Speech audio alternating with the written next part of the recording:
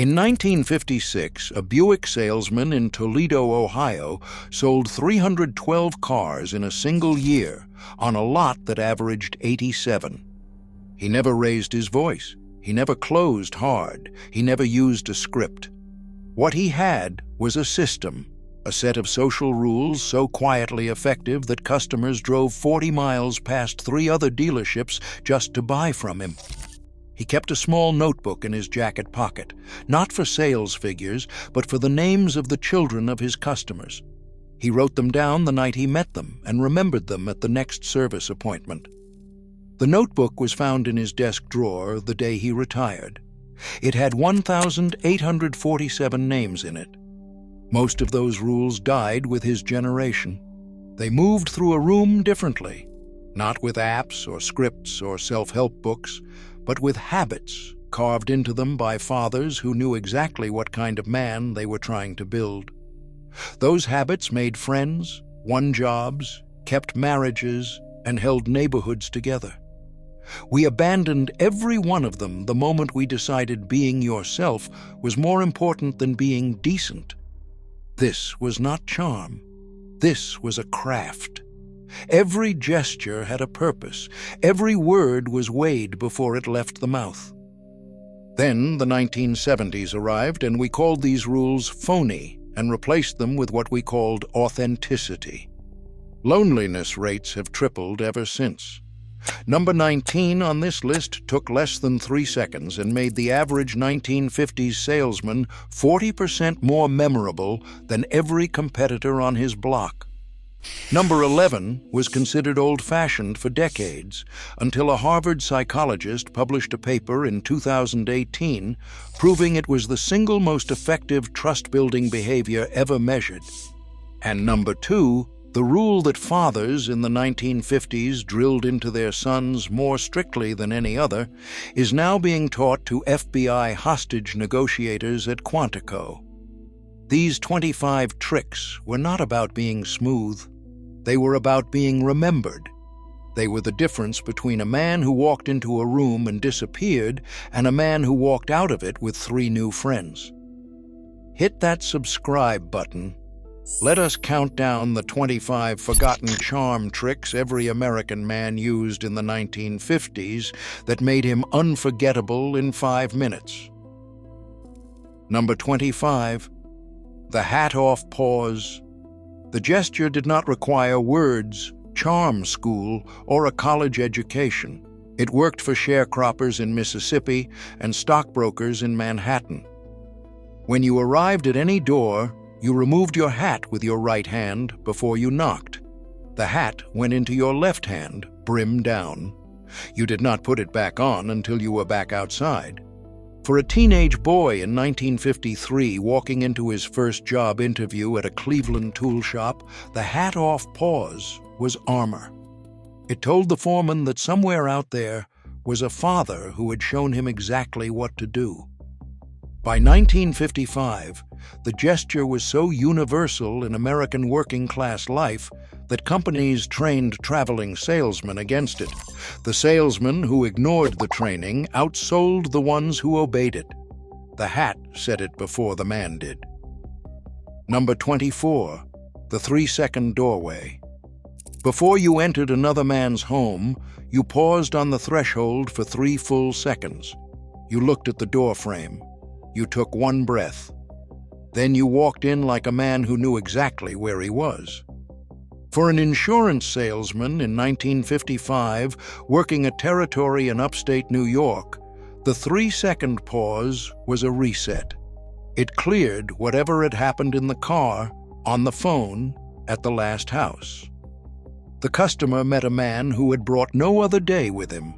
Door-to-door companies, from Prudential to Fuller Brush, quietly built the pause into their training manuals from 1948 to 1968. 3 seconds at the doorway was not hesitation. It was a man arriving on purpose. Number 23, the firm but not crushing handshake. Web of the hand to web of the hand, 1 pump, maybe 2. Eyes on the other man's eyes the entire time, never shorter than 3 seconds. never longer than 5 seconds. For a returning veteran in 1951 walking into a Pittsburgh Steel office, the handshake was a sentence in a language every man at the table spoke. It said, "I am here, I am awake, I am not afraid of you." Steel mill hiring offices from Gary to Bethlehem ran on the same grip for 2 generations. A weak handshake did not get a man past the front desk. The handshake closed the deal before the contract did. Number 22, the repeat the name rule. When a man told you his name, you said it back within the next 10 words. "Pleased to meet you, Frank." Not as a trick, as a respect signal. For a Buick salesman in Toledo in 1956, the name was the first thing he gave back to the customer. The man who heard his own name spoken correctly within 10 seconds did not know why he trusted the salesman. He just did. Midwestern dealerships from Cleveland to Kansas City built 30 years of repeat business on the rule.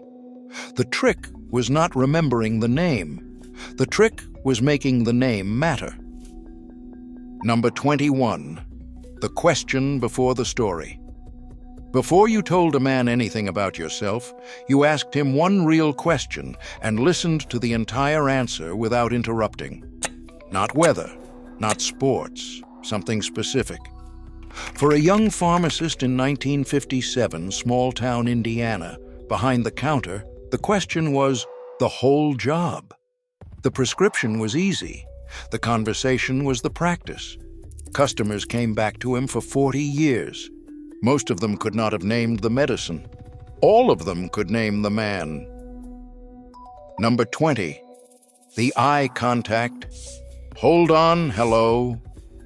When somebody walked into the room and you greeted them, you stopped what you were doing first. Whatever was in your hands went down. Your eyes came up. You held the look until the greeting was finished. For a small-town banker in 1954, Davenport, Iowa, this was the first lesson his father had drilled into him at age 8. The bank ran on the lesson for 41 years. Loan officers across the Iowa-Illinois Corn Belt enforced the same rule. A man who could not look up from his desk did not get the loan, no matter what his collateral looked like. Number 19, the coat-off first move. When you sat down in another man's office, you waited to be offered the chair.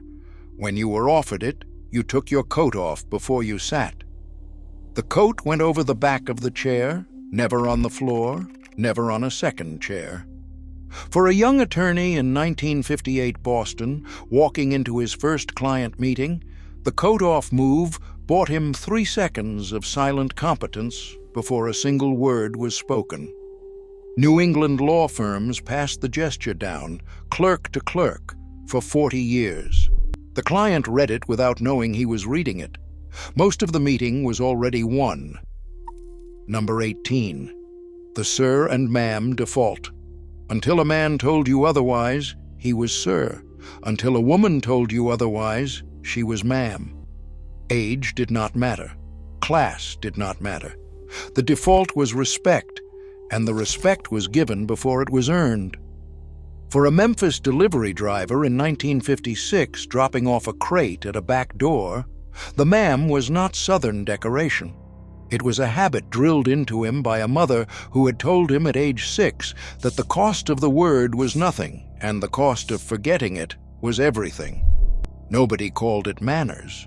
They called it being raised right. Number 17, the closed mouth on the first drink. At any social gathering, the first drink in your hand was for listening, not talking.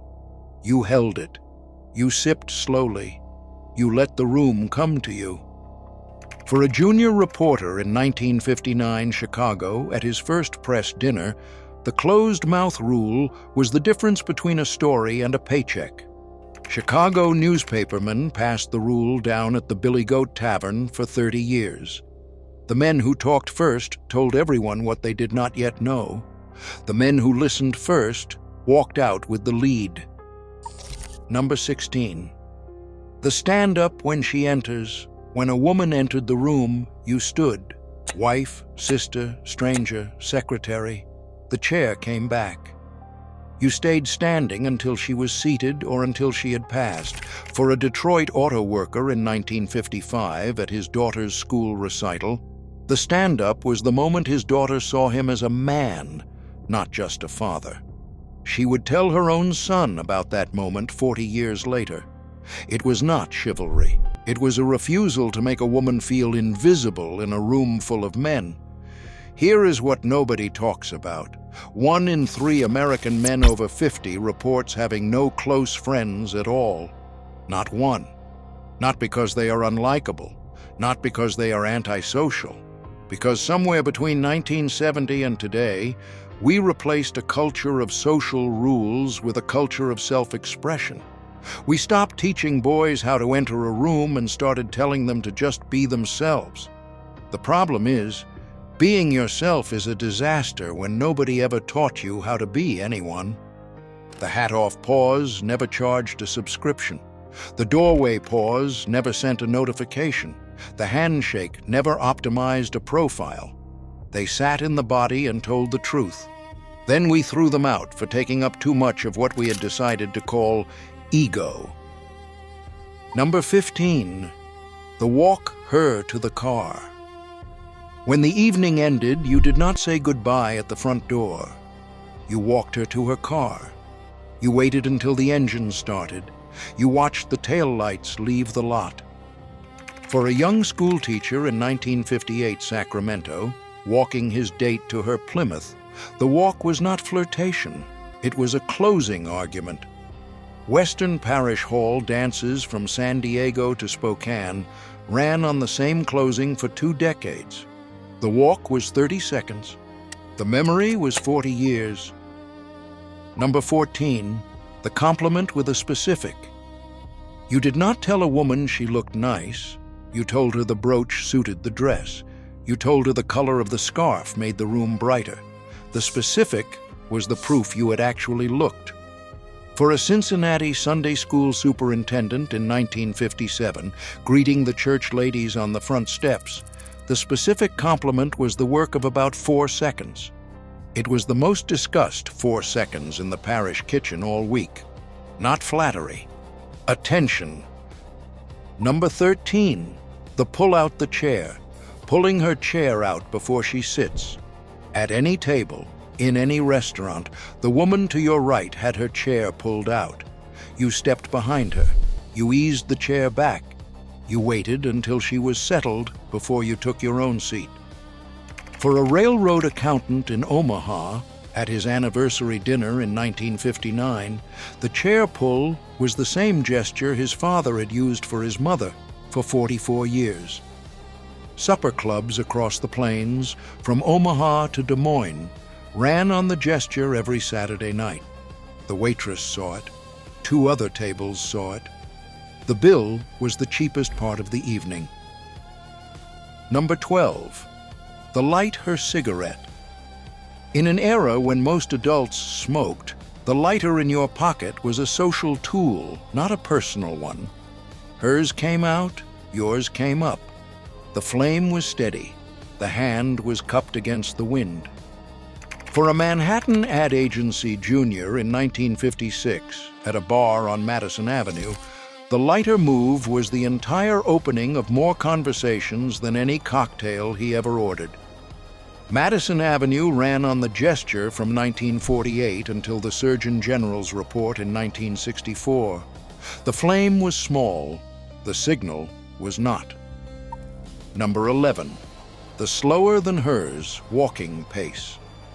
When you walked beside a woman, you matched her pace, never the other way around. If she slowed, you slowed. If she stopped, you stopped half a step behind, never ahead. For a young bank teller in 1958 in small-town Vermont, walking his fiancée home from the picture show, the matched pace was the entire engagement. New England courting walks ran on the same rhythm for 3 generations. 61 years later, the pace had not changed. He had simply learned it earlier than most. Number 10. The door held without announcement. The door was held. It was not announced. You did not say after you. You did not gesture. You simply got there first, opened it, stood half a step out of the way, and let the other person walk through without it being a moment. This unannounced courtesy turned entry into smooth attention. For a Kansas City train conductor in 1955, stepping aside for an elderly passenger was the whole ethic of the job. Pullman porters and conductors on every line from Chicago to Los Angeles practiced it the same way. The man who narrated his own decency was not really being decent. He was advertising. Number 9. The bill settled quietly.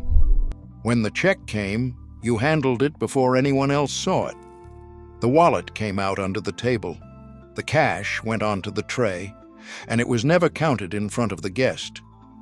For a Minneapolis grain merchant in 1957 hosting a buyer at the city's nicest steakhouse, the quiet bill was the deal. Twin Cities business lunches at Charlie's and the Forum ran on the same discretion for 30 years. Loud generosity was not generosity at all. It was a performance with a price tag attached. Number 8. The honest, I do not know. When a man asked you something you did not know, you said so. Plain, without embellishment. You said, I do not know, but I will find out by Tuesday. For a Cleveland radio repairman in 1959, standing in a customer's living room with a broken Philco set, that honest admission was worth more than every guess he could have offered. Ohio Valley tradesmen built 30-year businesses on 3 honest words. Customers trusted the man who said 3 honest words over the man who said 30 hopeful ones. The truth was the shortest sentence in the room. It also lasted the longest. In 2018, researchers at Harvard Business School published a study on first impression trust signals. They expected to find that modern professionals were better at building rapport than previous generations. They found the opposite. Men who had been raised with habits from before 1965, the eye contact, the firm handshake, the name repetition, the doorway pause, were rated as more trustworthy by strangers within the first 30 seconds of meeting than any other group tested. The lead researcher called it the grandfather effect. The conclusion was simple. The rules worked, not because they were old, because they were correct. The study was buried in a journal nobody reads. The men who knew it instinctively had been dead for 30 years. Number 7. Punctual by 5. You did not arrive on time, you arrived 5 minutes early. Not 10, which was rude in its own way. 5. For a young engineer in 1956 in Schenectady, walking into his first meeting at General Electric, the 5-minute cushion was the difference between a man who was managed and a man who managed himself. GE, Westinghouse, and IBM ran their entire mid-century engineering culture on the rule. Punctuality was the cheapest signal of competence ever invented. It cost nothing, and it said everything. Number 6. The goodbye with a forward reference. You did not just say goodbye. You said goodbye and named the next thing. I will see you Tuesday at the Rotary. Tell Margaret I asked after her. For a small-town funeral director in 1958, Western Pennsylvania, the forward reference was the kindest sentence in the language. Rotary clubs and Knights of Columbus halls from Erie to Allentown closed every meeting with the same kind of line. The relationship continued at the door. The handshake was just punctuation. Number 5. The refusal to speak ill. When a third man's name came up at the table, you said something true and good, or you said nothing. There were no exceptions. For a 1957 Chicago insurance broker, Working in a city where every man knew every other man, the refusal was not nobility. It was strategy. The gossip you spread on Tuesday was the gossip a customer heard on Friday. Silence kept the territory clean. The man who would not run another man down was the man every other man wanted in the room. Number 4, the hand on the shoulder for bad news. When another man received hard news at the table, you did not look away. You did not fill the silence. You put your hand on his shoulder once, briefly, and you let the silence do the work. For a Pittsburgh foreman in 1956, telling a worker his brother had been hurt at the second mill, the hand on the shoulder was the whole sentence. Mill towns from Youngstown to Bethlehem ran on the same gesture for 50 years. Words would have made it smaller. Silence with contact made it bearable. Most men have forgotten how to do this. The forgetting is not a small thing. Number 3, the note sent the next day. After any meaningful conversation, any dinner, any introduction, you sent a short handwritten note within 24 hours. 3 sentences, never more. For a 1958 Hartford insurance executive who sent an average of 9 notes a week, the discipline built a network of 2,000 men over 30 years. 80% of his business came through that network. The cost of a stamp was 3 cents. The return was the rest of his life. Number 2, the listening pause before answering. When a man asked you a question, you let 2 full seconds pass before you answered. Not for drama, for respect. The pause said you had heard the question. The pause said the answer was being weighed. For an FBI agent in Kansas City in 1959, the 2-second rule was the entire interview. The witness who felt heard told the truth. The witness who felt rushed told a story. Quantico now teaches the same rule. Your grandfather called it shutting up. Number 1, look him in the eye and use his name. That was it. No system, no script, no method. The first time you met a man, you looked him in the eye when he spoke, and you used his name in your reply. Not 3 times. Once, correctly, on purpose. For a 1955 Toledo Buick salesman, a 1958 Hartford executive, a 1953 Cleveland tool shop foreman, the rule was the same. The eye contact said you were present. The name said he was real. Most men today cannot do either for longer than 2 seconds before checking a phone. The rule has not changed. The men who still practice it stand out so completely that strangers ask their wives what is different about him. The answer is nothing. He is doing what every man used to do. He is the only one in the room still doing it. None of these tricks required a charm school. None of them required a confidence coach, a dating app, or a subscription to anything. They required attention. The generation that lived through the Depression and the war understood something that modern America has spent 50 years trying to unlearn. Being remembered is not the same as being seen. Being liked is not the same as being respected. The ability to walk into any room and find a friend is worthless if you have not first built the ability to be quiet and pay attention. These were not the habits of phonies. These were the habits of decent men. They took off their hats before they reached for the doorbell. They stood when a woman entered the room. They wrote 3-sentence notes by hand because the stamp cost 3 cents and the gesture cost nothing else. We traded all of it for self-expression and called it freedom. The rules are still on the shelf. They just have to be reached for on purpose now.